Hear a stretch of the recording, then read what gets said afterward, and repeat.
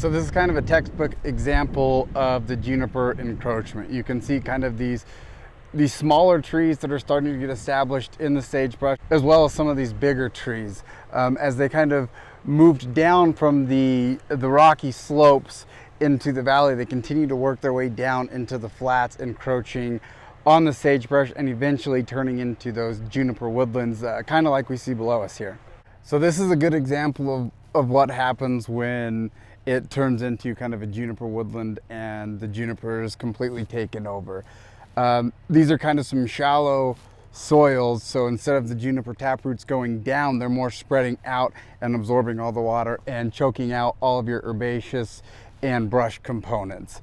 You kind of wind up with just this bare ground, which in return causes a lot of erosion, and it's really hard to financially recover the ecosystem back to its original state once you're at this component. As far as sage-grouse goes, this is not even considered habitat because there is no sagebrush, there's no herbaceous component.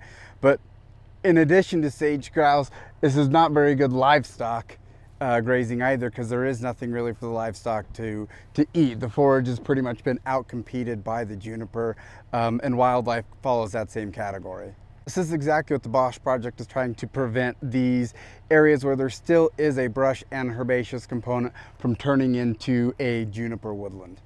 Juniper, western juniper, are a native species, but historically they'd been found in more of the rocky outcroppings in this area. Over time, and with aggressive fire suppression, juniper have encroached out into these areas, and they outcompete other native plant species, sagebrush, your perennial bunch grasses, your forbs, and so they are less productive lands for livestock grazing.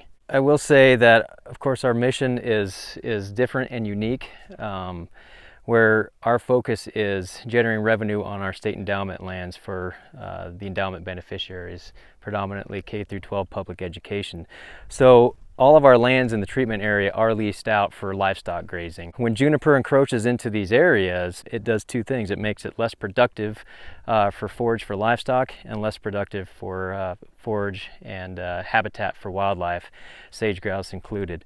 And so it's really a two-part focus for us, ensuring that we are maximizing revenue on these endowment lands, ensuring that we are providing the necessary habitat for sage-grouse and other sage-steppe obligate species. What's been treated under this project in terms of state endowment lands is roughly 18,000 acres, with about another 3,000 acres that will be treated in the next year.